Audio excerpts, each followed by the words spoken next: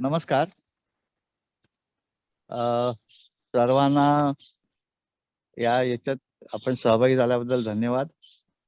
आपल्याला आजचा विषय आहे जलसंधारण.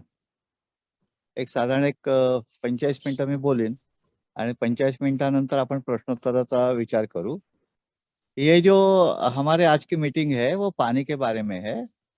तो पानी जो हमारा है, जमीन, जल और पानी, ये 3 चीजें इकट्ठा होती है.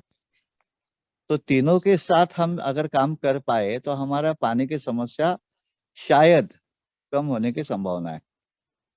ये जो जल है, जल के लिए पहला हम अभी की सिचुएशन क्या है जान लेंगे. तो सिचुएशन ये है कि हमारे भूजल जो है वो काफी नीचे गया है. दूसरा, इसरो ने 3 साल पहले महाराष्ट्र स्टेट को एक स्टेटमेंट दिया था, अल्टीमेट दिया था कि महाराष्ट्र का 47% डेजर्ट हो गया है. ये डेजर्ट क्यों हुआ है? तो ज्यादा पानी जमीन से निकालने से भूजल ग्राउंड लेवल जो है वो नीचे गई है. वो ऑलमोस्ट कई जगह पे 300-400 फीट पे गई है.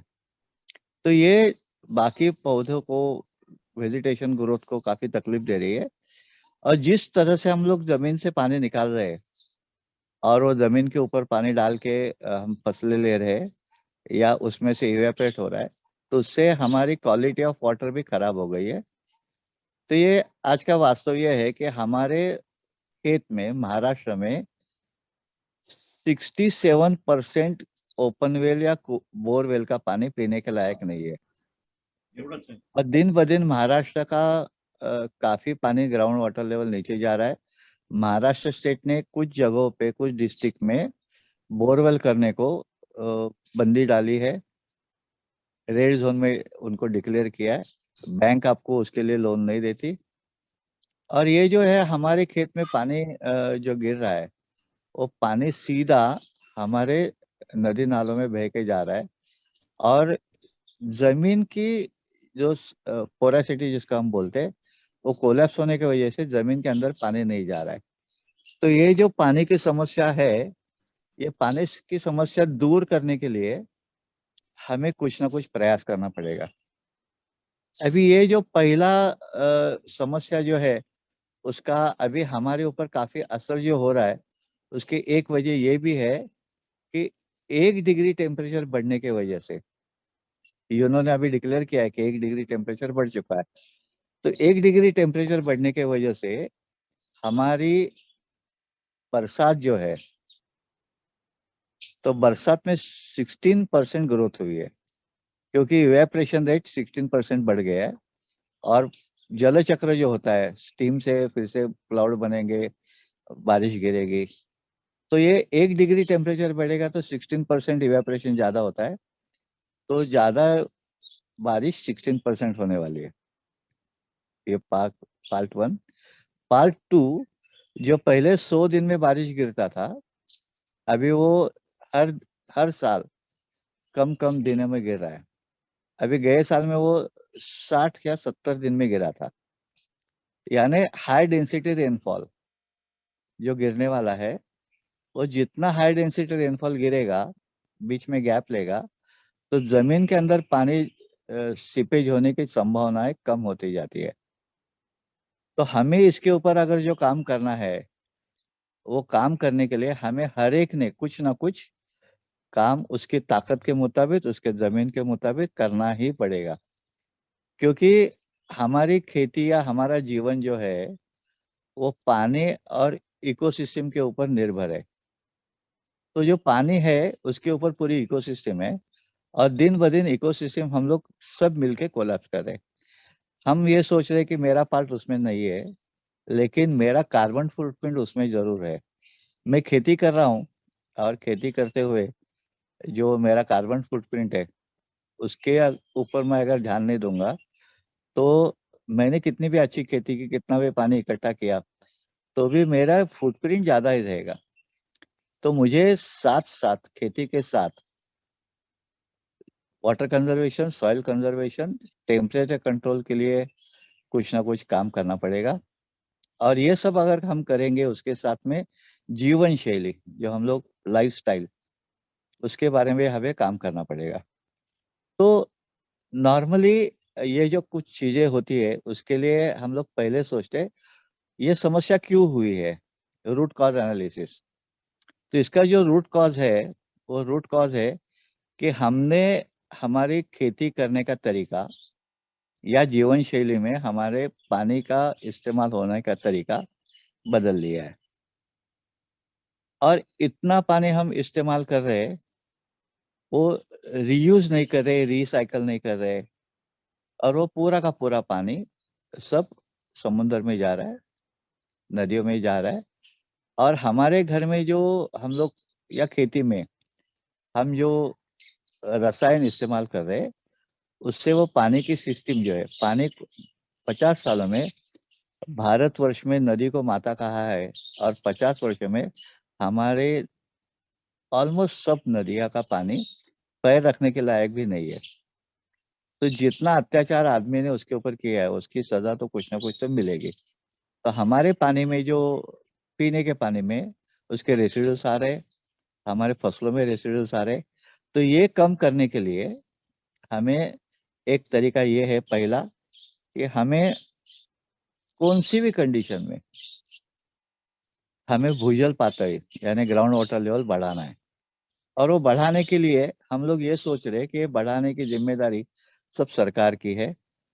तो ऐसा नहीं होगा, अगर मैं बोरवेल से पानी निकाल रहा हूँ, तो मेरा जितना बोरवेल से पानी निकल रहा है, उतना पानी अगर मैं रिचार्ज नहीं करूंगा, तो शायद एक बोरवेल के जो ग्रेविटी है, जिसके ऊपर बोरवेल है, वो शायद बैंक का डिपॉजिट खत्म हो जाएगा, और एक दिन बोरवेल बोलेगी सर आपके बैंक में कुछ बैलेंस नहीं है, आपकी बोर ड्राई हो गई। तो मेरी बोर का पानी बढ़ाने के लिए मुझे जितना प्रयास करना पड़ेगा, वो या ओपन वेल का, उसको हम लोग बोलते हैं रिचार्जिंग। तो रिचार्जिंग के कई तरीके आज आज हमारे हिंदुस्तान में काफी लोगों ने डेवलप किए हैं। हर एक कोई बंदा सोचेगा तो उसका कुछ ना कुछ तो उसका हल उसको जरूर मिलेगा। तो ये जो रिचार्जिंग है, रिचार्जिंग दो चीजों के लिए करनी है। एक जो है, हमारे बोरवेल से जो या ओपन वेल से पानी हमें जो आ रहा है, वो पानी हार्ड वाटर है। तो पानी सॉफ्ट करने के लिए एक ही सॉफ्ट वाटर है, बारिश का पानी। तो बारिश का पानी अगर जमीन के अंदर जाएगा, तो जमीन का पानी जो है वो सॉफ्ट हो जाएगा, होने की संभावना बढ़ जाएगी। उसके साथ में अगर वो वृक्षों के जड़ों के साथ अगर जाएगा, तो क्वालिटी ऑफ वाटर वो अच्छा हो जाएगा। जितना हम नीचे खोदेंगे, अभी 600 फीट के ऊपर कई जगह पे बोर्स है, वहां पे आर्सेनिक और फ्लोराइड बाहर आ रहा है। It is a heavy metal, और वो हम लोग फिल्टर करके बाहर हेवी मेटल डालेंगे, लेकिन फिर से बह के किसी में से किसी में जाने वाले ही है। तो हिंदुस्तान के कई इलाकों में ऐसे हेवी मेटल्स बोर से के पानी से आ रहा है। तो हमें उसके लिए कुछ ना कुछ हमारी ताकत के मुताबिक काम करना पड़ेगा। ये जो भूजल पातळी है, ये भूजल पातळी हमें एक छोटा सा ये सोचेंगे हम लोग कि हमारे खेती जो है, खेती में हमने जो पंप लगाए हैं, ये पंप का डिलीवरी पर आवर कितना है, और कितना हम लोग पानी इस्तेमाल कर रहे हैं, यानी कितने घंटे पंप चला रहे। तो अगर हम महीने का नहीं तो हफ्ते का भी गणित निकालेंगे, तो लाखों लीटर हम लोग पानी इस्तेमाल कर रहे हैं। तो लाखों लीटर पानी जो है, वो लाखों लीटर पानी जमा कहाँ से हो रहा है। तो मुझे अगर अच्छी खेती करनी है, तो this is my responsibility to create the water और कंजर्व द वाटर। और ये करते हुए पानी की क्वालिटी जो है, पानी की क्वालिटी खराब होने की वजह से, हार्ड पानी होने की वजह से हमारी फसलों में भी ग्रोथ नहीं हो रही है। तो अगर हमारी फसलों की ग्रोथ करनी है, तो हमें पहला सबसे इम्पोर्टेंट पार्ट है कि जहाँ पे बारिश की बूंद गिरती है, वहीं पे जमीन के अंदर वो जानी चाहिए। यानी सॉइल की पोरेसिटी जब तक नहीं बढ़ेगी, तब तक ये नहीं हो पाएगा। तो हम जिस इलाके में रह रहे हैं, क्लाइमेटिक जोन में रह रहे, उसके मुताबिक महाराष्ट्र में कम से कम 600 मिलीमीटर बारिश तो गिरती ही है। और 600 मिलीमीटर बारिश काफी होती है। और हमारे पुरखों ने जो फसल के तरीके जो बताए थे, वो हर एक प्रांत के, हर एक रीजन के अलग अलग थे। अभी हमने हमारी खेती के तरीका बदला है, हमारे किसान की व्याख्या हमने बदल दी है। पहला किसान, मेरे दादा परदादा जो काम करते थे, उनकी किसानी की व्याख्या थी घर की जमीन की इन्वायरमेंट की जरूरतें पूरी करना, और अगर एक्सेस होता है तो बार्टर सिस्टम में या बेच के बाकी का पैसा लाना, बाकी जीवन शैली के लिए जो लगता है वो लाना। अभी हमने ये सिस्टम इतनी चेंज की है कि हम अभी ये बोल रहे हैं कि जो बेचा जाएगा वो हम ग्रो करेंगे। यानी जमीन की जरूरत, मेरे फैमिली की जरूरत, मेरे इकोसिस्टम की जरूरत भूल जाएंगे, और जिससे हमें पैसा मिलेगा उसको ग्रो करेंगे। तो ये जमीन के लिए और इकोसिस्टम के लिए और हमारे परिवार के स्वास्थ्य के लिए काफी तकलीफ वाली चीज है।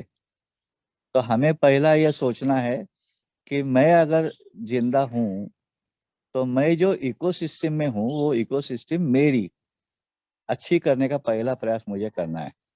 तो जिससे हमारे पानी, जो जमीन का पानी है, वो बढ़ाने के लिए पहला पार्ट है सॉइल की पोरोसिटी बढ़ाना। दूसरा है हमारे जगह का टेम्परेचर कंट्रोल करना, इसका ऑर्डर है माइक्रो क्लाइमेट, जिससे हमारे जो पानी है उसका इवेपोरेशन कम हो जाएगा और हमारी फसलों की पानी की जरूरत भी कम हो जाएगी, क्योंकि वो टेम्परेचर से रिलेटेड है।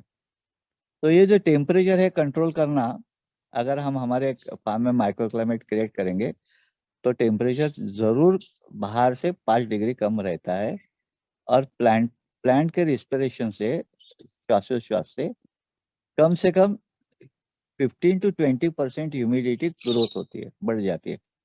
तो उसकी वजह से ये काम अच्छा होता है। तीसरा काम है हमें करना कि हमारी जो खेती हम लोग कर रहे हैं वो खेती का तरीका थोड़ा सा बदलना पड़ेगा। उसमें हमारे खेती में कम से कम 30% soil must be cover with the help of trees या बुश, जिसके पत्ते से या जड़ों के वजह से जमीन के अंदर एक ह्यूमस, या जमीन के ऊपर ह्यूमस बन पाएगा। और ह्यूमस की ताकत यह है कि वो हवा में जो नमी है वो लेके वृक्षों को, प्लांट्स को दे पाता है। जंगल में जो जंगल की ग्रोथ होती है, जंगल की ग्रोथ 3 वजह से होती है। एक है वहां पर माइक्रो क्लाइमेट, दूसरा है वहां पे एक ही जगह पे बढ़ रहा है और उसी उसके बाजू में डिकम्पोज हो रहा है, और तीसरा है उससे बना हुआ ह्यूमस, जो हवा से मॉइस्चर कलेक्ट करके उसके वेट के कुछ परसेंट पानी कलेक्ट कर पाता है, जो जंगल को काफी होता है। हमारे पूर्वजों का अनुभव यह है कि हमारे जंगलों से बूंद बूंद पानी बाहर आती है, फिर उससे झरना बनता है, उससे नदी बनती है, और वो पानी हमें मिलता है। अगर हमें हमारे खेत में पानी इकट्ठा करना है तो हमें ये करना ही पड़ेगा कि 30% land, minimum 30%, it must be cover with the plant trees. वो अगर मेडिसिन के होंगे, फ्रूट्स के होंगे, टिम्बर वुड के होंगे, या फसलें होंगी, कुछ भी, तो ये कवर होने की जरूरत है। जब ये कवर होंगे तो दूसरा और एक पार्ट हमें जरूर करना पड़ेगा कि जो है मिनिमाइज द टिलिंग, क्योंकि जमीन के जो basic ingredients, basic elements, live elements है, वो सॉइल की पोरोसिटी बढ़ाते हैं।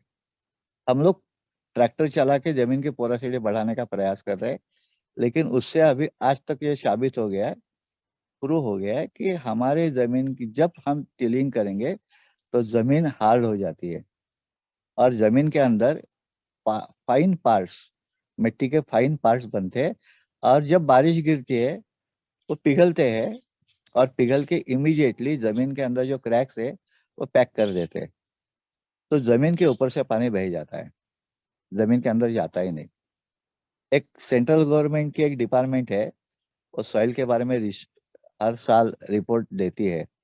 तो उनका रिपोर्ट ये कह रहा है कि हमारी जमीन को अगर 1 डिग्री स्लोप है और 1000 मिलीमीटर बारिश अगर गिरती है तो पर एकड़ 16 टन टॉप सॉइल बह जाती है। ये जो टॉप सॉइल है वो बनने के लिए कम से कम 100 साल लगते हैं। तो उस पानी बहने की वजह से सॉइल बह जाती है। अगर हम पानी वहां पे रुकाएंगे, पानी रुकाने का प्रयास करेंगे, तो हमारा पानी जब जमीन के अंदर जाएगा तब मिट्टी भी नहीं बहेगी और सॉइल की फर्टिलिटी भी अच्छी रहेगी। तो पोरेसिटी बढ़ने से सॉइल की फर्टिलिटी और उसके बाद में प्रोडक्टिविटी बढ़ने की संभावना बढ़ जाती है। तो सॉइल की पोरेसिटी बढ़ाने का नेचर का तरीका क्या है? तो नेचर का तरीका हम जो जिसको हम लोग बोलते हैं अर्थवर्म, जो अर्थवर्म एक बार जैसे हम लोग बोल रहे हैं कि earthworm is a friend of farmer, और दूसरी जगह पे हम लोग को अर्थवर्म कैसे नहीं बढ़े इसके लिए काम कर रहे हैं। तो हम लोग क्या कर रहे हैं कि हल चला रहे हैं, सॉइल को एक्सपोज कर रहे हैं, हमारे झाड़ के जो पत्ते गिरे हैं वो सब इकट्ठा करके कंपोस्ट में डाल रहे हैं, और कंपोस्ट के ऊपर अर्थवर्म बढ़ा के हम लोग अर्थवर्म मैन्योर खेत को दे रहे हैं। तो ये तो जमीन के पोरेसिटी के लिए बिल्कुल गलत है। प्लांट्स के लिए शायद वो फूड है, लेकिन जमीन की पोरेसिटी के लिए बहुत खराब है। तो हमारे जमीन के अंदर जो केचुए है, अर्थवर्म है, वो बढ़ाने के लिए हमें 3 काम करने पड़ेंगे। एक है soil must be cover with any organic matter, dead और लाइव। दूसरा है मिनिमाइज द टिलिंग, और तीसरा है नो बर्निंग। तो ये 3 चीजें अगर हम कर पाए तो हमारे यहाँ की एक्टिविटी सनलाइट से, सनबर्न से कुछ तकलीफ होने वाली है वो कम हो जाएगी। माइक्रोब्स को, जमीन के अंदर मॉइस्चर मेंटेन होने की वजह से माइक्रोब्स की एक्टिविटी बढ़ जाएगी, और माइक्रोब्स की एक्टिविटी की वजह से सॉइल की पोरोसिटी बढ़ जाएगी। सॉइल की पोरोसिटी बढ़ाने वाले और कोई जो जीव है उसमें है क्रैब, समझो। तो क्रैब का काम है जमीन को 90 डिग्री में होल करके ग्राउंड वाटर लेवल को, पानी को नीचे ले जाना और ग्राउंड वाटर लेवल बढ़ाना। दूसरी तरफ क्रॉप ये काम भी करता है, खेकड़ा जिसको हम बोलते हैं, वो कि वो फसलों का वेजिटेशन भी काट के खा जाता है। यानी वेजिटेशन कंट्रोल करना, और वेजिटेशन कंट्रोल होने के बाद उसको अपाइकल डोमिनेंस कट होने के बाद मल्टीपल शूट्स आते हैं। तो ये काम क्रैप करता है और ग्राउंड वाटर बढ़ाता है। हमारे खेत में क्रैप ही नहीं है, हमने मार दिया उनको। दूसरी है चींटी, एंट। ये जो है ये सॉइल पोरस करती है, छोटी चींटी, बड़ी चींटी, उनके में कई 200 के ज्यादा वैरायटीज है जो सॉइल को पोरस बनाती है, और सॉइल में रहने वाले जो हमारी पेस्ट के प्यूपा है उनका कंट्रोल करती है। तो ये केचुए, एंड, क्रैप, चूहा, ये सॉइल के किलिंग करने वाले एलिमेंट जो है वो हमने नष्ट किए, खत्म किए। अगर वो नहीं बढ़ पाए तो हमारी सॉइल की पोरोसिटी नहीं बढ़ेगी। और हमने जो सोचा है कि हम लोग टिलिंग करके पोरोसिटी बढ़ाएंगे, ये बिल्कुल गलत है, और उससे पोरोसिटी नहीं बढ़ने वाली है। उल्टी हमारी सॉइल हाई डेंसिटी रेनफॉल करने की वजह से बह जाने वाली है। सॉइल के अंदर जब डिकम्पोस्टिंग होता है, जो जंगल में हो रहा है, is called as in situ composting. जब कंपोस्टिंग होता है तब वहां पे कंपोस्ट में से एक गम जैसा कुछ केमिकल निकलता है, और जो सॉइल के हर एक पार्टिकल को एक चिपका के रखता है, और उसकी गुठली बनती है। अर्थवर्म काश आप देखोगे जंगल की, तो गुठलियों की फॉर्म में है, तो बहती नहीं। और सॉइल के ऊपर जो बारिश की बूंद गिरने वाली है, वो जब पत्ते गिरते हैं, पतझड़ होती है, वो सब सॉइल को प्रोटेक्ट करते हैं, और प्रोटेक्ट करने की वजह से सॉइल के ऊपर बॉम्ब नहीं गिरता है बूंद का। आपने कभी फिल्म देखी होगी तो देखना जरूर, कि बूंद जब बादल से गिरती है तब बॉम्ब के माफिक वो सॉइल को एक्सप्लॉइट करती है, फोड़ देती है, तोड़ देती है। और हमारे खेत से पानी जो बाहर जाता है वो चाय के कलर का जाता है। हमारे यहाँ पे रायगढ़ डिस्ट्रिक्ट में ही है, नेरल में बरसावे दादा जो है, उन्होंने वो काउंट किया था कि हम लोग कीचड़ जो बनाते हैं चावल लगाने के लिए, उसमें कितने मिट्टी बहती है? तो 1 लीटर में 200 ग्राम मिट्टी बहती है।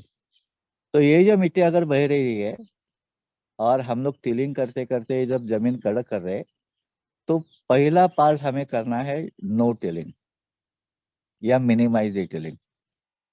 तो मिनिमाइज टिलिंग करेंगे तो केचुए और चींटियां बढ़ जाएगी, शायद उनका कंट्रोल करने जीव आ जाएंगे, रेप्टाइल्स आ जाएंगे, टाइप्स ऑफ रेप्टाइल। तो हमें खेत में ज्यादा सावधानी से घूमना पड़ेगा, क्योंकि वो फूड चेन है, हमने स्कूल में सीखी है काफी फूड चेन। तो हमारे खेत में फूड चेन है ही नहीं। हम लोग सोच रहे हैं कि हम फूड चेन बना को कंट्रोल करेंगे, पेस्ट को कंट्रोल हम करेंगे। केचुओं केचुओं का खाद बना के हम डालेंगे तो सॉइल की पोरोसिटी और फर्टिलिटी बढ़ जाएगी। तो बारिश जमीन में जाने के लिए हमें और एक काम करना है, is called as a live burn. कोई भी वृक्ष होता है उसकी जड़ें जो बढ़ती है, तो एनी वेजिटेशन, वो ग्रास होने दो या आम का झाड़ होने दो, उसके रूट सिस्टम जब फैलती है तो रूट सिस्टम मिट्टी को पकड़ के रखती है, और उसका रूट्स का जो जन्म और मृत्यु है, उससे सॉइल के अंदर फाइबर डिकम्पोज होने की वजह से कैपिलरी बनती है और बारिश की बूंद जमीन के अंदर जाती है। तो आपको आपके खेत में खुद आपको ये देखना है कि एक बकेट में पानी लेके जाओ और झाड़ के बाजू में डालो और खेत में डालो, क्या होता है देखो। या खेत की मिट्टी ले लो और झाड़ के, जहाँ टिलिंग नहीं किया है वहां की मिट्टी ले लो और वो पानी में डाल के देखो। तो जब तक हमारे खेत में पानी जमीन के अंदर, बारिश का पानी जमीन के अंदर नहीं जाएगा, हमारी ग्राउंड वाटर नहीं बढ़ेगी। दूसरा, जब क्वालिटी ऑफ वाटर हमें बढ़ानी है, तब वृक्षों के माध्यम से क्वालिटी ऑफ वाटर बढ़ सकता है, क्योंकि वो झाड़ जो जमीन के अंदर कुछ डिस्चार्ज करते हैं, उसके रूट से अगर पानी जमीन में जाता है तो वो जमीन का पानी अच्छा बन जाता है। पूर्वजों का अनुभव ये है, फाइकस और फिग, ये जो वैरायटीज के प्लांट्स ट्रीज है, उससे पानी अच्छा बनता है। तो ये पानी अच्छा बना के वो पानी पीना और पानी का खेती में इस्तेमाल करके अच्छे वेजिटेशन और अच्छे क्रॉप लेना, ये हम जरूर कर सकते हैं। तीसरा है कि हमारा जो पानी है उसके मुताबिक हमें क्रॉप पैटर्न यानी हमें क्या लगाना है। तो हम लोग अभी जो लगा रहे हैं वो इरिगेटेड है, कैश क्रॉप, इरिगेटेड। तो उसके बदले में हमें ऐसे क्रॉप लगाने पड़ेंगे जो इरिगेटेड होंगे, लेकिन जैसे कि पल्सेस है विंटर में, उसको पानी की जरूरत काफी कम होगी। तो हमारे पहले दादा परदादा खेती जब करते थे, तो उनके खेती में 10 एकड़ में 2 एकड़ या 1 एकड़ जब ज्यादा से ज्यादा इरिगेटेड लैंड रहती थी, बाकी सीजनल क्रॉप या जंगल रहता था। तो हमें फिर से एक बार यह सोचना है कि हम इरिगेटेड क्रॉप करेंगे या नॉन इरिगेटेड करेंगे। तो नॉन इरिगेटेड तो हमारे खेत में करना ही है, जिसको हम लोग क्रॉप रोटेशन बोलते हैं। नॉर्मली बरसात में जो होते हैं वो सब टैप सरफेस रूट्स के होते हैं, जो मिट्टी को पकड़ के रखते हैं। और जो विंटर में होते हैं वो टैप रूट के होते हैं, और सॉइल का नीचे तक पानी जो गया है वो पकड़ के ग्रोथ करते हैं और नाइट्रोजन फिक्स करते हैं। तो सॉइल के 2-3 फीट डीप तक ऑर्गेनिक मैटर बढ़ाने का काम पल्सेस करते हैं। और ये पल्सेस काटने के बाद जब वो उसके रूट्स वहीं पे सड़ेंगे, हम लोग उखाड़ के निकाल रहे हैं, तो उसके बदले में हमें थोड़ा सा चेंज करना पड़ेगा। पल्सेस का उसका काम पूरा होने के बाद जब वो मर जाएंगे, उसको काटना है और उसके रूट्स जमीन में रखना है। कोई भी फसल हम प्रयास करेंगे कि रूट्स जमीन में रह जाए। तो अगर रूट्स जमीन में रह जाएंगे तो डिकम्पोज होके वहां पे कैपिलरी बनेगी और ऑर्गेनिक मैटर तो बढ़ेगा ही, साथ में कैपिलरी होने की वजह से ग्राउंड वाटर लेवल भी बढ़ेगा। तीसरा हमें ये काम करना है, जैसे मैंने कहा कि लाइव बर्न हमें करने हैं। तो लाइव बर्न के 2 काम होते हैं। एक है टेम्परेचर कंट्रोल करना, यानी दक्षिण और पश्चिम की तरफ से जो लू आती है, हॉट वेव आती है, और हॉट वेव से हमारे क्रॉप के, फसलों के जो क्रॉप फसलें जो है उनके पोलन सर्टेन टेम्परेचर को रहते हैं, और वो टेम्परेचर बढ़ने की वजह से पोलन ड्राई होके मर जाते हैं। टेम्परेचर की वजह से होता है और दूसरा ह्यूमिडिटी की वजह से होता है। कोकण रीजन में हम यहाँ पे 3 साल साल देख रहे हैं कि हमारे यहाँ पे टेम्परेचर का कंट्रोल उतना ना होने की वजह से जामुन के झाड़ को फ्लावरिंग कम आया है, या आम के झाड़ों को ह्यूमिडिटी पिछले हफ्ते हमारे यहाँ पे हॉट वेव थी कोकण रीजन में, और हॉट वेव में 41-42 टेम्परेचर बढ़ गया था।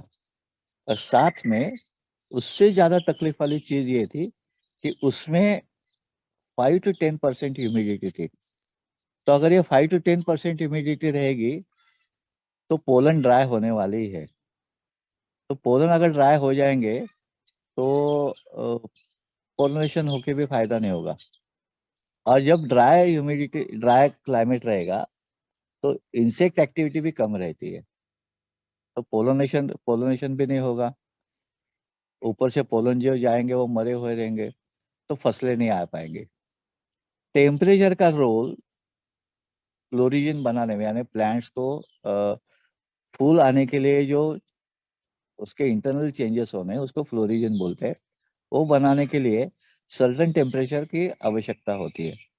तो ये हमने आम में देखा है कि टेम्परेचर का, दिन का और रात का, इसमें अगर 10 डिग्री टेम्परेचर का फर्क है और जब तक टेम्परेचर 20 के नीचे नहीं जाता है और वो 10 दिन नहीं रहता है, आम को फ्लावरिंग नहीं आता है। तो ये फ्लावरिंग आने के लिए पर्टिकुलर टेम्परेचर एंड ह्यूमिडिटी की काफी जरूरत होती है। तो ये अगर हमारे यहाँ पे है ही नहीं तो फिर पोलन नहीं आएंगे, पोलन फ्लावरिंग नहीं आएंगे, और आ गए तो पोलिनेशन नहीं होगा। तो ये सब हो रहा है टेम्परेचर की वजह से। तो बारिश टेम्परेचर की वजह से ज्यादा गिर रही है, हमारे ग्लोबल वार्मिंग टेम्परेचर की वजह से हो रहा है, क्योंकि हमने जंगल एक्सपोज किया, हमारी सॉइल एक्सपोज की है। तो सनलाइट को एक्सपोज करने का अगर हम लोग कंट्रोल कर पाएंगे with the help of any organic matter dead और लाइव, तो हमारे खेत का टेम्परेचर कंट्रोल हो जाएगा।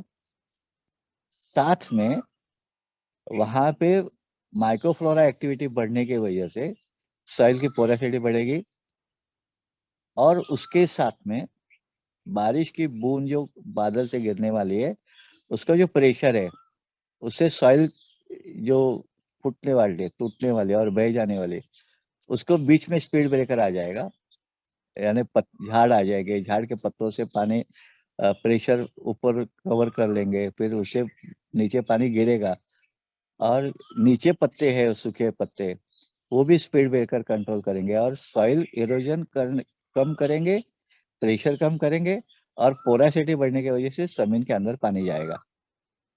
ये होते हुए हमें और एक काम करना है कि हमारे खेत में, ये तो खेत क्या हो गया सरफेस वाटर, हमने खेत में रिचार्जिंग करना है। तो रिचार्जिंग करने के लिए बोरवेल रिचार्ज कर सकते हैं या ओपन वेल रिचार्ज कर सकते हैं। तो ये जो रिचार्जिंग हम करेंगे, तो रिचार्जिंग की सिस्टम रूफ वाटर हार्वेस्टिंग है एंड सरफेस वाटर हार्वेस्टिंग, ये हमें करना पड़ेगा, जिसकी वजह से हमारी क्वालिटी ऑफ वाटर भी बढ़ेगी और क्वांटिटी ऑफ वाटर भी बढ़ पाने की संभावना होती है। तो हमारे खेत में ऐसे हम लोग लोकेशन के अनुसार, हम कहाँ पे कौन से क्लाइमेटिक जोन में, उसके अनुसार ट्रेंचेस बनाने हैं या वीड्स बढ़ाने। वीड का काम काफी, जिसको हम लोग वीड बोल रहे हैं, नेचर में वेजिटेशन उसको नेचर हम लोग बोलते हैं, कि जहाँ पे ज्यादा बारिश होती है वहां पे naturally nature cover the soil with the help of vegetation. और हमारा किसानों का और नेचर का झगड़ा चालू रहता है, ये वीड्स जो है वो हमारे फसलों को तकलीफ दे रहे हैं करके हम लोग उसको डिस्ट्रॉय कर रहे हैं। तो डिस्ट्रॉय करने के तरीका जो है, एक तो हल चला के डिस्ट्रॉय कर रहे हैं और दूसरा केमिकल डाल के डिस्ट्रॉय कर रहे हैं। तो उसमें से और एक बीच का तरीका हम लोग अगर ढूंढ पाए, कर पाए, जिस कंट्रोल दी वेजिटेशन और रूट सिस्टम वहीं पे रहेगी, तो शायद हमारी मिट्टी बह नहीं जाएगी और ऑर्गेनिक मैटर जमीन के में रहने की वजह से सॉइल की पोरोसिटी बढ़ जाएगी और बारिश का पानी जमीन के अंदर जाएगा। ये जो हमने वाटर रिचार्जिंग कर रहे हैं हम लोग, बोरवेल रिचार्ज या ओपन वेल रिचार्ज कर रहे हैं, उसके साथ में कई जगह पे उसके बाजू से स्ट्रीम बहता है, खेत के बाजू से कुछ ना कुछ स्ट्रीम बह रहा है। तो स्ट्रीम के दोनों तरफ अगर हम लोग ट्रीज लगा देंगे, जो सॉइल इरोजन कंट्रोल भी करेगा और मिट्टी को पकड़ के रखेगा और बारिश को जमीन के अंदर डाल देगा, रूट के with the help of roots.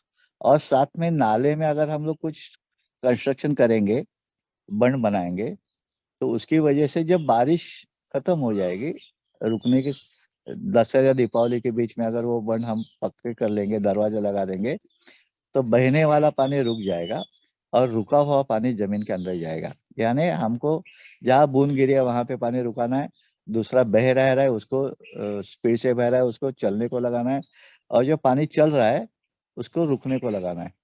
तो ये तरीका जो है उसके ऊपर काफी लोगों ने अलग अलग रीजन में अलग अलग काम करके ग्राउंड वाटर लेवल बढ़ाने के, अन्ना हजारे से लेके अवे वाटर फाउंडेशन, सब सब लोगों ने अच्छे काम करके ग्राउंड वाटर बढ़ाने का तरीका हम लोगों को बताया है। अभी हमें ये हमारे खेत में करना है। तो हमारे खेत में करते हुए मैंने हमारे खेत में चारों तरफ बफर जोन बनाया है। जो बफर जोन में फूल छोड़ के बाकी सब वहां पे है, ट्रीज है, क्लाइंबर्स है, बुश है, श्रब्स है, और जिससे मेडिसिन, सेंट, सुंदरता, टिम्बरवुड, फायरवुड, मधुमक्खी को food, attraction to insect, and insect attract the birds. तो ये सब होने की वजह से हमारे यहाँ पे माइक्रो क्लाइमेट बन जाता है, और जो बाहर के टेम्परेचर से 5 से 7 डिग्री कम रहता है, और ह्यूमिडिटी बाहर से 10 to 20% बढ़ जाती है। तो यानी क्लाइमेटिक कंडीशन जरा फेवरेबल हो जाती है। तो ये अगर आप कर पाओगे तो आपको जहां जहां मौका मिले, जिस जिस तरीके से आप कर पाओगे वो करोगे, तो काफी आपका फायदा होगा। और आपके साथ आप जो इकोसिस्टम में रह रहे हो वो इकोसिस्टम का भी फायदा होगा, और इकोसिस्टम का फायदा हो गया तो इस रिटर्न टू यू आपका भी फायदा हो जाएगा। अभी हमें खेती करते हुए पुरखों से ज्यादा तकलीफें हैं। ये तकलीफों में टेम्परेचर, एयर और वाटर, ये हमने कोलैप्स किया है। क्वालिटी ऑफ एयर कोलैप्स किया है, क्वालिटी ऑफ वाटर कोलैप्स किया है, और क्वालिटी ऑफ सॉइल कोलैप्स किया है। तो ये डेवलप करके हमें फिर से खुद एक बार, और हमारी खेती का कुछ फ्यूचर रहेगा। तो मुझे लग रहा है कि मुझे जो कहना था थोड़ा सा तो मैंने आपको कह दिया है। अभी इसमें और कुछ आपको पूछना होगा तो आप पूछ सकते हो। आप मैं इन शॉर्ट बोल दूं तो मेरा नाम तृप्ति ब्राह्मण्य है। और मेरे आसपास मैं मनोर पालघर के आसपास मेरा छोटा सा फार्म है, 1.5 एकड़। अगर हम्म, मेरे आसपास के रीजन में 3 से 4 ड्राई बोरवेल है हम्म। जो किसी और ने बनाए थे, मगर उसमें पानी नहीं है अभी। तो क्या मैं उसको कैसे भी वो पानी, सिंस आई एम सिचुएटेड बरोबर माउंटेन के नीचे हूँ, तो पानी आता है, बहुत आता है। तो उसे मैं ड्राई बोरवेल में पानी वो कैसे डाल सकती हूँ? ऐसे ही डालोगी तो शायद वो जाम हो जाएगा। तो हाउ टू डू दैट? नहीं नहीं, अभी हम लोग जब हमने एग्जाम्पल हम लेते हैं, हम लोग घर में चाय बनाते हैं, तो चाय का पाउडर निकालते हैं ना। तो चाय चाय का पाउडर निकालने के लिए छाननी इस्तेमाल करते हैं। तो उसी तरह से हमारे बोरवेल में अगर हमको पानी रिचार्ज करना है, तो मिट्टी के फाइन पार्टिकल से लेके पत्तों तक बोरवेल के अंदर न जाने के लिए उसकी एक सिस्टम रहती है, वो उसकी छाननी बनानी पड़ती है। तो छाननी में काफी कुछ कुछ चीजें काम करते हैं। उसके लिए कई लोग कंसल्टेंट करके आपको काम दे सकते हैं, या यूट्यूब के ऊपर आप देख के आपका काम कर सकते हो। तो अच्छी तरह से सेटल पानी, क्लिस्टर क्लियर पानी हमारी जमीन के अंदर जाना चाहिए। अगर वो क्लिस्टर क्लियर पानी जमीन के अंदर जाता है तो हमारा बोरवेल का रिचार्जिंग हो जाता है। और ये रिचार्ज क्या एक ध्यान में रखना परमानेंट, कि अगर मैं अकेला रिचार्ज करूंगा तो उसमें से मुझे शायद 5 to 20% पानी वापस मिलने वाला है। It depend on location. लेकिन अगर हम सब इस्तेमाल करेंगे तो ग्राउंड लेवल बढ़ जाएगी और हमें पानी अच्छी तरह से मिलते ही रहेगा। तो इंडिविजुअल लेवल पे भी करना है और कोऑपरेटिव मूवमेंट पे भी करना है। तो अगर हम कर पाए तो शायद हमारे पानी बढ़ जाएगा। और ये जो पानी है, अनुभव ये है कि पहले साल में समझो मेरे बोर ड्राई होती है 20 मई को, तो अगले साल वो 15 मई को ड्राई होती है अगर मैंने रिचार्ज नहीं किया तो। और रिचार्ज किया तो हर साल 2-2 3-3 दिन पानी बढ़ते रहता है और बारिश से बारिश तक आपके यहाँ पे पानी मिलने की संभावना बढ़ जाती है। ये 100% नहीं है कि आपको पानी वापस मिलेगा। जैसे कि अभी बोरवेल जो है, हमने रिचार्जिंग की सिस्टम बनाई और रिचार्जिंग करते हुए अगर बोरवेल के सरफेस के ऊपर तक पानी आ गया है और ऊपर से पानी बह रहा है, तो इसका मतलब हमारे बोरवेल को ग्रेविटी नहीं है और वो कैविटी में कितना भी पानी डालोगे तो बढ़ने वाला नहीं है। तो फिर उसके लिए और एक तरीका है कि बोरवेल का जो है वो बोरवेल अंदर से ब्लास्ट करते हैं। तो ब्लास्ट करने की वजह से अंदर क्रैक डेवलप होते हैं और अप्रोक्सीमेटली 2-3 हजार लीटर पानी बढ़ जाता है। तो जहाँ पे पूरी बिल्कुल बोरवेल ड्राई है वहां पे अंदर ब्लास्ट करके एक किया जाता है। तो नमस्कार. सर सचिन बेकर बोलतोय अलिबागहून. बोला. हॅलो. माझी जमीन जी आहे ती सागरगडच्या किल्ल्याच्या पायथ्याशी आहे. त्यामुळे डोंगराचे अतिशय स्टीप स्लोप्स आहेत. तर इथे आम्हाला वॉटर कन्झर्वेशन जर करायचं असेल तर कसं करायला? कारण तिथे स्लोप एवढा हेवी आहे की कंटूर बंड्स किंवा असं काय करायला ऑप्शन्स नाहीयेत. तर आणि आमची जे जागेतून जो ओहळ वाहत होता त्याच्यामुळे खूप सिल्ट जमा होते जमिनीमध्ये इथे. हॅलो. ओके, तुमच्या दोन समस्या दिसत आहेत. एक म्हणजे पहिले लक्षात घ्या की आपल्याला टेरेसिंग करायचं नाही जिथे जास्त पाऊस पडतो. ओके. जिथे जास्त पाऊस पडतो 2000 मिलीमीटरच्या किंवा 1500 मिलीमीटरच्या पुढे तिथे टेरेसिंग करायचं नाही. टेरेसिंग केले तर आपली माती वाहून जाईल. तर आणि जिथे खूप उतार आहे त्या उताराच्या जागेमध्ये आपल्याला फक्त जंगल तयार करून पाणी अडवणे आणि पाणी थांबवणे आणि माती अडवणे या 2 गोष्टी करता येतात. तर आता हे जंगल कशाचं करायचंय ते तुम्ही ठरवायचं. म्हणजे मला करवंदाच्या झाडं करायचे आहेत, आंब्याचं झाड लावायचंय का काजू लावायचंय. आणि जंगलामध्ये जशी परिस्थिती असते की जंगलामध्ये एकटी वनस्पती कधीच वाढत नाही. तुमच्या आजूबाजूला कुठेतरी देवराई असेल, राहाटी ज्याला म्हणतात, तिथे जाऊन बघा तुम्ही की जमीन ग्राउंड कव्हरिंग पासून 40-50 फुटापर्यंत झाडं कशाच्या ना कशाच्या तरी एकमेकांच्या मदतीने वाढत असतात. म्हणजे फक्त वृक्ष लावून चालणार नाही, त्या वृक्षांवरती वेली असेल, झुडपं असेल, त्याच्या खाली ग्राउंड कव्हरिंग असेल. हे सगळं केलं तर आपल्याला तीव्र उताराच्या जमिनीवरती एक पट्टा तयार करायला लागेल की जो मला डायरेक्ट बेनिफिट 2 प्रकारे देईल. एक तर फूड मधून देईल, टिंबर मधून देईल किंवा सॉइल कन्झर्वेशन करून खालच्या जमिनीला चांगली माती तुम्ही जे म्हणाल स्टील येते तिथे, तर त्याच्यातनं पण ती जमीन चांगली होऊ शकेल. कारण वरनं पालापाचोळा पडेल त्याच्यासोबत आणि जमिनीची सुपीकता आणि सुपीकता वाढेल. हे एका वर्षात होणारं काम नाही. नमस्ते, मी सुनीत बोलतोय. नमस्कार, तुम्ही जे बोला. हा सर, आपली एक अलिबाग जवळ जागा आहे जिराडमध्ये. तिकडे आपण हे वॉटर कन्झर्वेशन कसं करावं जरा मला समजा. कारण पावसाळ्यात एवढा पाऊस पडतो की बोरवेल आणि विहिरी ओव्हरफ्लो होतात आणि March first week second week मध्ये पाणी संपून पण जातं. तर त्याला आपल्याला काय करता येईल? कारण आपण रिचार्ज पण बोरवेल करून उपयोग नाही पावसाळ्यात, तर ती ओव्हरफ्लो होते. ओके, आता याच्यामध्ये तुम्ही जे म्हणताय ते अगदी बरोबर आहे, पण ते ओव्हरफ्लो होते जुलैमध्ये म्हणजे आषाढात. आपल्याला रिचार्ज करायचं ऑक्टोबरमध्ये. ऑक्टोबरमध्ये ग्राउंड वॉटर लेवल पाऊस कमी झाल्यानंतर ग्राउंड वॉटर लेवल खाली जाते, तेव्हा आपण जर रिचार्ज करू शकलो म्हणजे पावसाळा संपल्यानंतर रिचार्ज करत किंवा पावसाळा संपताना गणपतीनंतर आपण जर रिचार्ज करायची सिस्टीम केली तर आपल्याला पाणी वाढू शकेल. नंबर 1. नंबर 2, एक हा अलिखित नियम आहे की जिथे खूप पाऊस पडतो तिथे जानेवारी फेब्रुवारी पासून पाण्याचा ताण बसतो. याच्यासाठी पूर्वजांना जे उत्तर सापडलं, जिथे जास्त पाऊस पडतो त्या प्रदेशामध्ये त्यांनी त्या गावाच्या शेजारी जिथे शक्य होतं तिथे देवराया तयार केल्या आणि देवराया तयार करून ह्युमस तयार केला. ह्युमस आणि ह्युमसमुळे त्याच्यातनं पाणी वाहत राहतं. आता आपल्याला जेव्हा आपण आपल्या शेतापुरतं करतो तेव्हा आपल्याला सक्सेस म्हणून मी म्हटलं 5 ते 10% मिळू शकतो. पण आपल्या चारी बाजूच्या शेजाऱ्यांनी म्हणून केलं तर रिझल्टची टक्केवारी वाढत जाते. तर आपल्याला स्वतःला अधिक आजूबाजूच्या ना आपण जर उद्युक्त करू शकलो तर आपलं पाणी वाढणार आहे.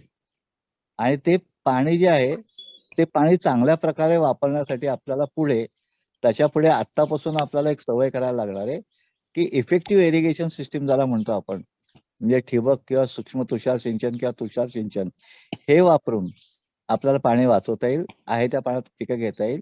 आता नवीन तंत्रज्ञानामध्ये सबसर्फेस इरिगेशन मेथड म्हणजे जमिनीच्या खाली पाणी देण्याच्या पद्धती विकसित झाल्या आहेत. कारण पाणी वरती दिल्यानंतर त्याचं इव्हॅपोरेशन आहे, पण पाणी खाली दिलं जमिनीच्या खाली 2 इंच 3 इंचावर तर त्याचं इव्हॅपोरेशन होणार नाही. म्हणजे आपल्याला अनेक तंत्र वापरून तिथे आपल्याला काम करायला लागेल. पहिलं काम एवढं नक्की आहे की तुमच्या इथे ह्युमस तयार करायला लागेल.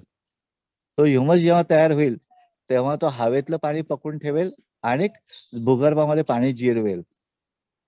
त्याचा फायदा तुम्हाला कितपत होईल मला शंका आहे, पण एकंदरीत सिस्टीमला म्हणजे इकोसिस्टीमला त्याचा फायदा नक्की होईल. सर एक प्रश्न आहे. हॅलो. हा बोला. हा सर, मी अविनाश धर्म सावंतवाडीहून. हा सर, एअर इरिगेशन सिस्टम कितपत फायदेशीर आहे किंवा त्याचा उपयोग कोकणात? एअर इरिगेशन सिस्टीम कोकणामध्ये खूप फायदेशीर होऊ शकते. फक्त त्या कोकण हा जी कन्सेप्ट आहे तुमची, ती कन्सेप्ट क्लिअर झाली पाहिजे. कारण कोकणामध्ये सिंधुदुर्ग जिल्ह्यामध्ये 4,500 मिलीमीटर पाऊस पडतो आणि पालघर जिल्ह्यामध्ये 2,000 पडतो. कोकणातले 3 लोकेशन, एक तर दक्षिण ते उत्तर हे भाग आहेत, दुसरा समुद्र किनारा, मधली सपाटी आणि सह्याद्रीचा पायथा, असे परत 3 भाग आहेत लांबीमध्ये. तर हे तुमचं मधल्या location सपाटीत आहे. मधल्या सपाटीत आहे. आता याच्यामध्ये एअर इरिगेशन जे आहे ते पानांच्या माध्यमातून सुद्धा पाणी गोळा करता येतं आणि झाडं त्याच्यातून जगतात, कारण तिथे ह्युमिडिटी वाढते. झाडं वाढण्यासाठी किमान 60% ह्युमिडिटी आवश्यक आहे आणि ती आपल्याकडे आता 10 ते 20% आहे मार्च मध्ये. तर तीच आपल्याला ह्युमिडिटी वाढवता आली तर ह्युमिडिटी वाढण्याची 2 शक्यता असतात. एक म्हणजे हवेतनं पाणी सोडणं, म्हणजे एअर इरिगेशन तुम्ही त्याला म्हणताय ते, आणि ते करत असताना जमिनीवरती पालापाचोळा जर नसेल. तो भरपूर आहे, तो भरपूर ठेवलाय, झाडं वगैरे खूप केलेली. भाग 1. भाग 2, तुमच्या शेताच्या दक्षिण आणि पश्चिमेला जर वारा प्रतिबंधक भिंत नसेल तर तुमच्या इथे जी ह्युमिडिटी तयार झालेली असते ती वाहून जाते. अच्छा. त्याच्या हिरवी भिंत ज्याला आपण स्पीड ब्रेकर, विंड ब्रेकर असं म्हणतो, ते आपल्याला पश्चिमेला आणि दक्षिणेला तयार करायला लागतील. नाही, लकीली पश्चिमेला माझ्याकडे देवराई आहे आणि ती व्हेरी तशीच गुड, आहे. Very good. पण आता तुम्ही म्हणताय तसा अनुभव कुडाळ्यामध्ये पण आलेला आहे लोकांना, रत्नागिरी जिल्ह्यामध्ये, की देवराई असूनही त्यांची ह्युमिडिटी 20 ते 25% गेली. तर हे सगळंच एकंदरीत जे काही धोरण आहे किंवा जे काही दिसते ती खूप त्रासदायक आहे. तर आपल्याला सगळ्यांना जास्तीत जास्त प्रयत्न करून एकंदरीत तुमच्या मायक्रो क्लायमेट सोबत आजूबाजूच्या सगळ्यांनी मिळून, मी, आपण आणि आम्ही या स्वरूपामध्ये जर आपण करू शकलो तर आपल्याला रिझल्ट मिळणार आहेत, नाही तर नाही मिळणार. सर, मागच्या 6 वर्षात फक्त माझाच एक पॅच हिरवा आहे, बाकी सगळे जण केमिकल शेती करतात. म्हणजे खूप समजावून त्यांना काही, पण ते सोलरली लावून आता तर 5-5 HP चे पंप, मागे वहाळ आहे, इतका छान वहाळ आहे, त्याचं पाणी पण छान असतं एप्रिल मे पर्यंत. पण ते सगळं सोलरचे पंप लावून लोकांनी पाणी युरिया केमिकल टाकून शेती करतात आजूबाजूचे. नाही, आता आपलं ते पाणी जे आहे ना, त्या पाण्याची क्वालिटी जर तुम्हाला आतमध्ये घ्यायचं असेल पाणी, तर तिथे जर रूट्स झाडं असतील, म्हणजे आता माझ्या शेताच्या वरच्या बाजूला रासायनिक शेती आहे भाताची, तर मी सेंद्रिय प्रमाणीकरण केलेलं शेतकरी आहे. तर त्याच्यामध्ये प्रमाणीकरण करताना ते म्हणतात तुमच्याकडे वरनं येणारं पाणी जे काय आहे किंवा वरच्या शेतकऱ्याची त्यांनी स्प्रे केल्यानंतर त्याच्यातनं येणारी हवा, वारं, हे तुमच्याकडे येण्यासाठी काही स्पीड ब्रेकर आहे का त्याला, म्हणजे विंड ब्रेकर आहे का, आणि रूट मधनं पाणी आतमध्ये येताना फिल्टर होऊन येईल का, अशी रचना असेल तर पाण्याचे दुष्परिणाम तेवढे होत नाहीत असं नाही म्हणता येणार, पण दुष्परिणाम तेवढे होणार नाहीत. तर क्वालिटी ऑफ वॉटर आपल्याकडे तिथून वहाळातनं येणारं पाणी आपण मुळांच्या माध्यमातून फिल्टर करून आपल्या विहिरीमध्ये उतरेल का? नाही, मी काय करतो, मी वहाळाच्या शेजारी मी विहीर केलेली आहे आणि त्या विहिरीचं पाणी वापरतो. हो, पण त्या विहिरीच्या आणि वहाळाच्या मध्ये जर उंबर किंवा पिंपळासारखे वृक्ष असतील तर ते पाणी जास्त चांगलं होईल. नाही ते म्हणजे त्याला त्याच्यात देवराई आहे पूर्ण, त्याच्या वहाळ आणखीन विहिरीची. मग तुम्हाला त्याचे दुष्परिणाम होणार नाहीत, हा होऊ नयेत. हा. चला धन्यवाद. सर शैला बोलते. प्रश्न छोटासा आहे. नमस्कार. हा, नमस्कार सर. तुम्ही मगाशी म्हणालात की वहाळाच्या आजूबाजूला काही झाडं लावायची. तर झाडं इन द सेन्स कुठलं तरी प्लांटेशन, तर त्याचं नाव कळलं नाही मला. नॉर्मली वहाळाच्या बाजूला चांगले वाढणारे झाडं जी आहेत त्याच्यावर एक पहिलं आहे करंज, दुसरा आहे अर्जुन, तिसरा उंबर. Okay sir. हे मोठे वृक्ष वाढतात आणि ते सदाहरित असतात. आता अर्जुन सोडला तर तो सदाहरित असतो. आणि आपल्या भूभागाप्रमाणे आता तुमच्या भागामध्ये स्लो वाढणारे सुरंगी असेल, बकुळ असेल, तर ती आपल्याला झाडं आपण ठरवू शकतो लावायची असेल तर, की जलद गतीने वाढणारी हादग्यासारखी असतील पण ते लवकर संपतील. मग त्याच्यासोबत आपण जांभूळ लावलं, तोही भरभर वाढेल पण तोही 5-50 वर्षात तुटेल. मग त्याच्यासोबत आपण जर उंबर, वड, नांदरूक हे प्रकार लावले, अर्जुन लावला, तर ते हळू वाढतील पण जास्त काळ टिकतील. तसे आपल्याला त्या जमिनीचा उतार काय आहे, खाली कातळ किती फुटार आहे, कारण शेवटी कातळ पण बघायला लागेल ना, खाली किती फुटार कातळ आहे. मग कातळ जर वरती असेल तर सरफेस फ्रूटची जी झाडं आहेत, म्हणजे पेरू सारखी झाडं किंवा आपण असं म्हणू आवळ्यासारखी, बांबू सारखी झाडं की सरफेस फ्रूट्स आहेत, तर ती माती पकडून ठेवतील, खाली खोल जाण्याची गरज नाही पडणार त्यांना. Thank you sir. Thank you so much. Sir नमस्कार, मी जयश्री चौधरी बोलते. एखादं शेततळ असतं पण त्याच्या आजूबाजूला कोणतंच झाडं नसतात आणि त्यावेळेला अगर कोई खेत है उसके आजू बाजू में कोई प्लांट ही नहीं है, अगर उसमें एक पानी का सोर्स के लिए उसमें कुछ तालाब बनाया हुआ है, तो उसका पानी है ना हरा उसके ऊपर कुछ फंगस और ये सब आ जाते हैं. असं हे येतं, काय म्हणतात त्याला, हिरवळ येते, तवंग येतो. तर ते टाळण्यासाठी कोणती झाडं त्या शेतात म्हणजे त्या शेततळ्याच्या आजूबाजूला लावावीत? झाडं लावून तवंग थांबणार नाही, कारण तिथे सूर्यप्रकाश मिळाल्यानंतर पाण्यामध्ये अलगे तयार होते, पाणी वनस्पति तयार होतात. तालाब में हमारे पानी खराब हो रहा है, तो पानी खराब होने की वजह है सनलाइट और पानी का हलचल या घूमना. तो अगर हम वहाँ पे कुछ पंप लगा के पानी को घुमाते रहेंगे तो फिर वहाँ पे अलगी नहीं बनेगी या कम बनेगी. बाजू को झाड़ लगा के शेत तालाब में कचरा गिरेगा और दूसरा तालाब आपने कौन सा किया है, लाइनिंग का किया तो वहाँ पे बाजू में झाड़ बढ़ेंगे नहीं. पाझर तालाब रहेगा जो हमने खड्डा किया है और उसमें पानी बढ़ रहा है और वो बारिश के बाद जमीन के अंदर जा रहा है, तो वहां पे झाड़ लगा के हम लोग काफी कुछ कर सकते हैं. हाँ, पाझर तालाबच है. ओके, पाझर तालाब है, उसके बाजू में हम लोग अलग अलग पौधे लगा सकते हैं जिसमें एवरग्रीन ट्रीज जैसे कि करंज है, कडुनिम्ब है, कुचला है, काफी कुछ, आम है, बकुल है, तो ये हमारे हेतु के मुताबिक हम लोग वहां पे प्लांटेशन कर सकते हैं. तो ये प्लांटेशन करने की वजह से दो काम हो जाएंगे, एक तो इवेपोरेशन कम हो जाएगा, दूसरा जमीन का पानी जो है तालाब में वो जल्दी बाहर नहीं जाएगा, और तीसरी सॉइल की क्वालिटी बढ़ जाएगी, टेम्परेचर कंट्रोल हो जाएगा. तो ये सब होने की वजह से फिर से इवेपोरेशन कम हो जाएगा, जिसको हम बोलते हैं पैन इवेपोरेशन रेट. जी, धन्यवाद सर. हॅलो, नमस्कार सर. नमस्कार, पुन्हा सचिन बोलतोय. बोला. मेरे पास लाइन्ड पॉन्ड लाइनर के साथ एक तालाब था, जिसका लाइनर तूफान में खराब हो गया है. तो is it logical to replace the liner और to increase the depth of the pond and create percolation tank, because the location of pond is close to a stream. शेततळ आहे, तर शेततळ्याचं जे कापड टाकलं होतं ते वादळामध्ये फाटलंय, तर पुनर्स्थरीकरण करणं चांगलं राहील का त्या शेततळ्याची खोली वाढून त्याच्यामध्ये पाझर तलावासारखं करणं जास्त सोयीस्कर राहील कोकणामध्ये? नहीं, कोकणामध्ये असं म्हणजे नाही रायगड म्हणतात. जिल्हा अलिबाग. हाँ, क्योंकि अलिबाग मध्ये म्हणजे आपका जो स्लोप है, आपके लैंड की जो टोपोग्राफी है, वो टोपोग्राफी के मुताबिक उसका डिसीजन होगा. और उसके लिए हमारे यहाँ पे एक अच्छे बंदे काम कर रहे, डॉक्टर अजीत गोखले। तो मैं ग्रुप के ऊपर उनका नंबर डालता हूँ।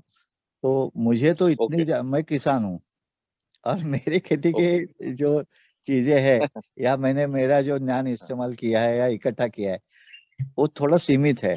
और डॉक्टर गोखले जी पूरे भारतवर्ष में पानी के लिए काम के लिए घूमते हैं, काम करते हैं, तो उनका अनुभव मेरे से काफी ज्यादा है।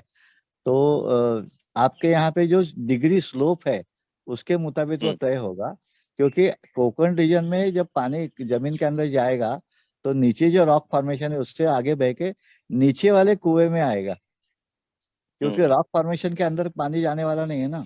रॉक फॉर्मेशन के अंदर पानी जाने के लिए कुछ अलग काम करना पड़ेगा।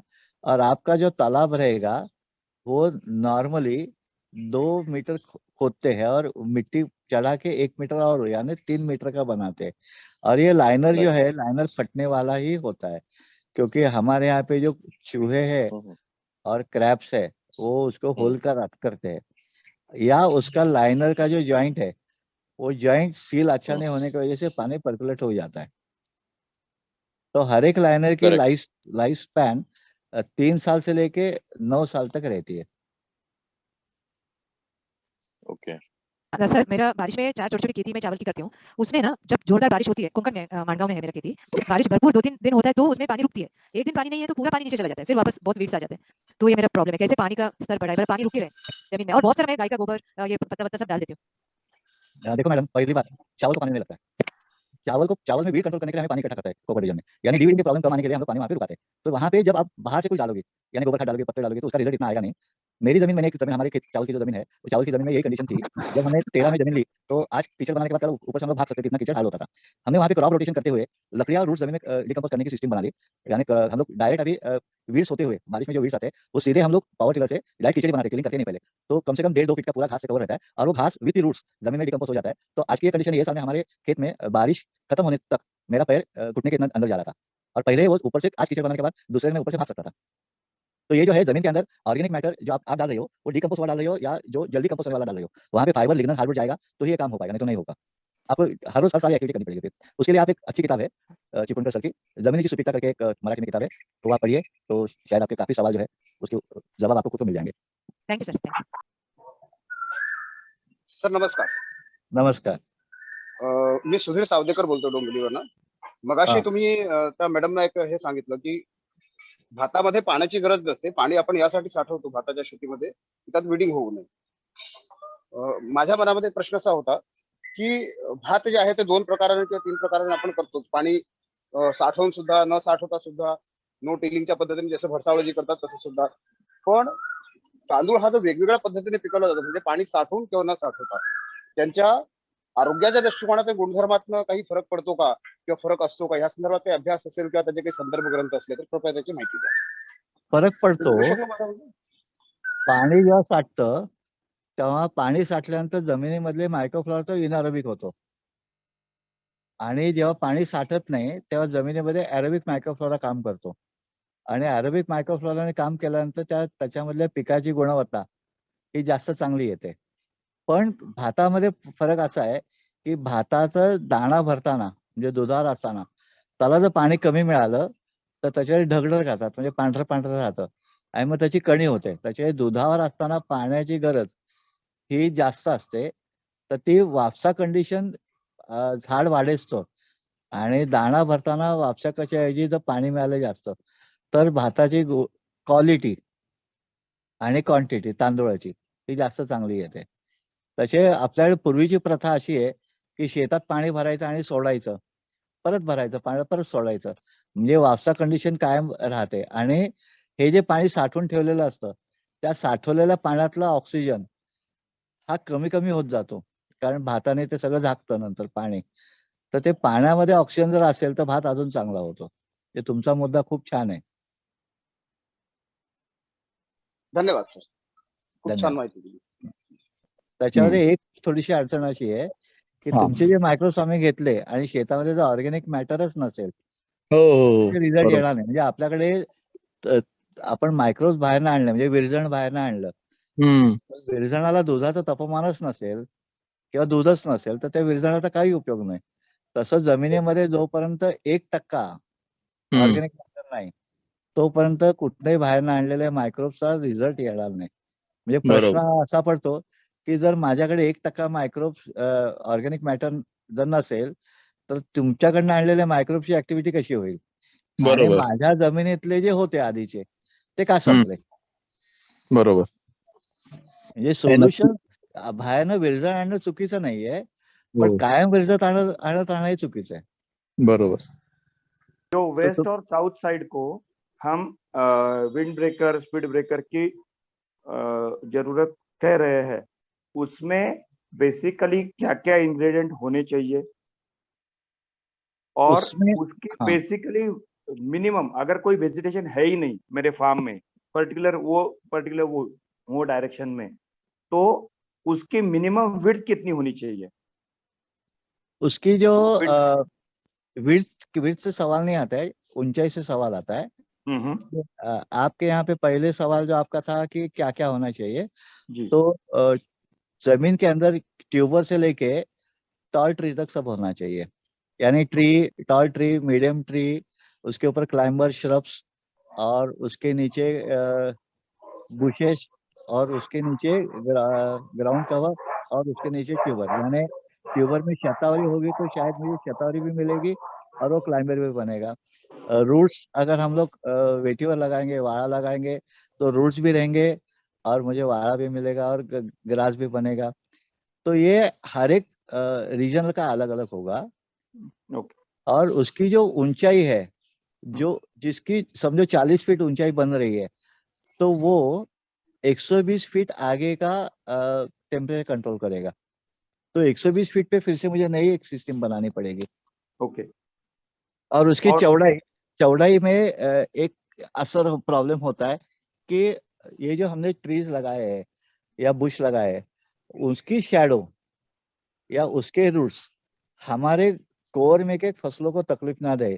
तो नॉर्मली हम लोग ये सोच रहे हैं कि उसकी जो विड्थ है वो 5 फीट रहेगी और उसके बाजू में 10 फीट की एक जगह रहेगी जो फायर बेल्ट रहेगा या हमारे खेती पे चारों तरफ से घूमने के लिए जगह रहेगी जिससे हम लोग ट्रॉली, बैलगाड़ी, ट्रैक्टर लेके जा सकेंगे और अंदर के जो नीड्स है इनपुट की या जो आउटपुट निकला है वो बाहर लाने की वो पूरी हो जाएगी. तो फायर बेल्ट और विंड ब्रेकर बेल्ट ये भी हो जाएंगे और फिर शायद उसके रूट्स हमारे फसलों को अंदर तकलीफ नहीं दे पाएंगे.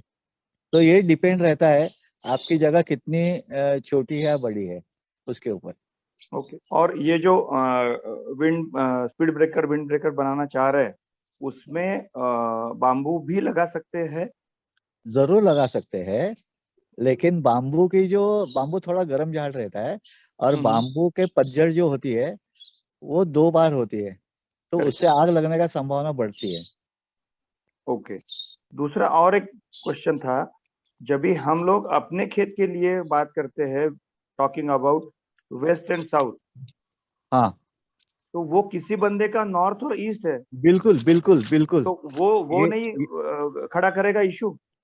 वो खड़ा करेगा ना इश्यू. तो हम लोग क्या करें कि हमारे यहाँ पे वो इश्यू हो गया था तो हमने क्या किया कि जो हमारे बाजू वाला जो है यानी मेरी दक्षिण उसकी उत्तर है तो वहां पे हमने जो वेजिटेशन था वो वेजिटेशन कंट्रोल किया और उसका इस्तेमाल हमने कहा यार तुम्हारे बाजू में है वो आप इस्तेमाल करो या हमारे बाजू में हम इस्तेमाल करेंगे और अगर आपके पास करने के लिए कोई नहीं है हम लोग वो काटेंगे और उसका हम लोग अभी पर्माकल्चर बेड बनाने के लिए इस्तेमाल कर रहे हैं. वो टिम्बर वुड होगा तो फायरवुड होगा तो चूल्हे में कोयला बनाते हैं या उसका ग्रीन मैन्योर बनाते हैं या बेड बनाते हैं. Thank you. तकलीफ तो जरूर होगी लेकिन तकलीफ ज्यादा टेम्परेचर से ज्यादा होगी, इससे कम होगी. नेचर में 100% प्रॉफिट कौन सी भी चीज का नहीं रहता है. करेक्ट. प्रॉफिट परसेंट कम ज्यादा हम लोग कर सकते हैं या नुकसान कम ज्यादा कर सकते हैं. और एक पॉइंट आपने जैसे बोला कि बेसिक कोकण में प्रॉब्लम यही है कि नीचे कातड़ है, रॉक है सर्टन डेप्थ पे, तो पानी कितना भी बरसे 4000 mm भी बारिश हो गई तो वो मार्च एंड वाला प्रॉब्लम सभी जगह पे है समझो. तो उसके लिए काउंटर करने के लिए हमने अगर फार्म पॉन्ड बनाए लाइनिंग वाले, तो जैसे किसी पार्टिसिपेंट ने क्वेश्चन पूछा था काई जम जाएगी उसको क्या करे, और आपने जवाब दिया था कि ऑक्सीजनेट करना चाहिए, उसमें पंप चलाना चाहिए एरेशन के लिए।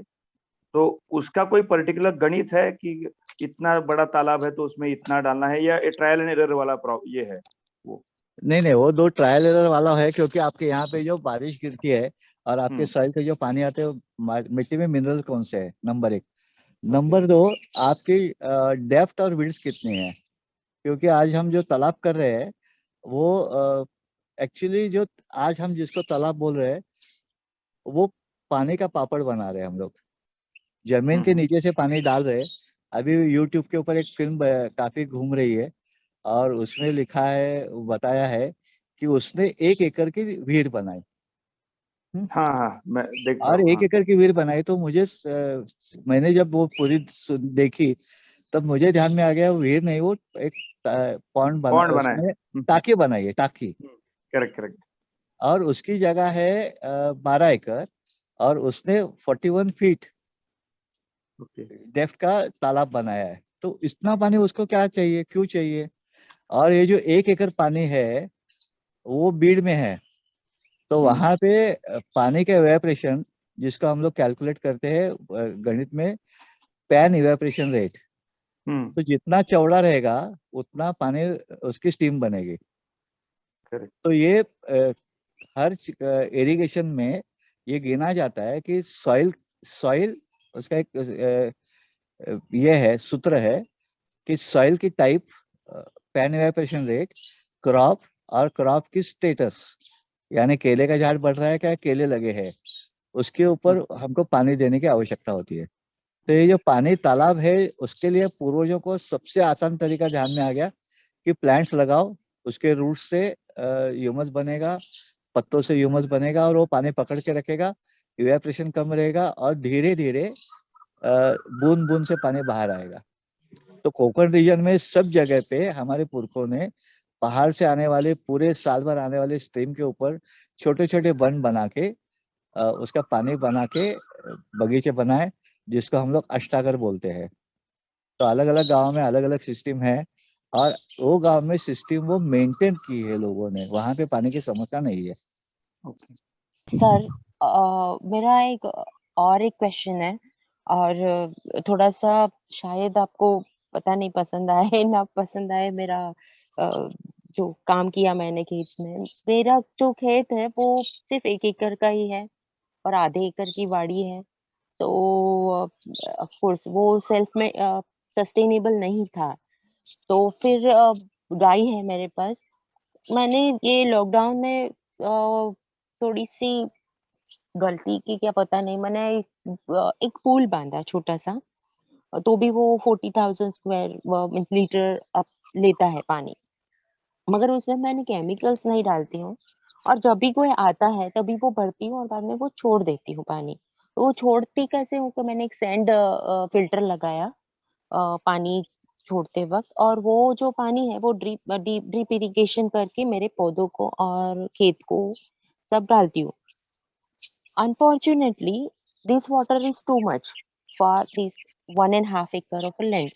तो ऐसे में थोड़ा सा पानी मेरा बच ही जाता है by the end of the week, क्योंकि यहाँ मैंने रेंट पे देने की शुरुआत की कि सैटरडे संडे को कोई गेस्ट आएंगे और जाएंगे। तो फिर वो by the time Saturday Sunday आता है तब तक थोड़ा पानी मेरा बच ही जाता है। तो मुझे वो पानी मेरे जो बोरवेल है उसके रिचार्ज में मैं यूज कर सकती हूँ कि नहीं, वो मुझे पूछना था, और वो करना चाहिए कि नहीं।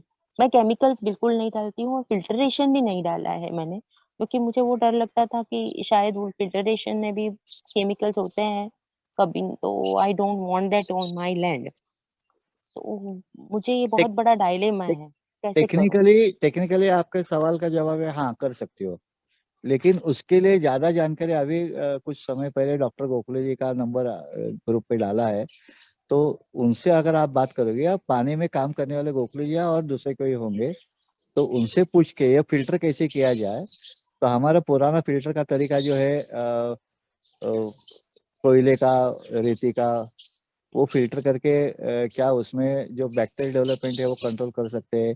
जैसे कि ड्रम स्टिक के सीड, उससे बैक्टीरियल डेवलपमेंट हम कम कर सकते हैं। तो ये क्योंकि अगर पानी में गया जमीन में बोर में, तो फिर वहां पे अगर बढ़ गया तो हम कंट्रोल नहीं कर पाएंगे। इसके लिए शुरू से सावधानी रखने जो आपने सोची है वो सही है। डॉक्टर गोखले जी को पूछ लीजिए आप, तो शायद वो अच्छा जवाब दे पाएंगे मेरे से।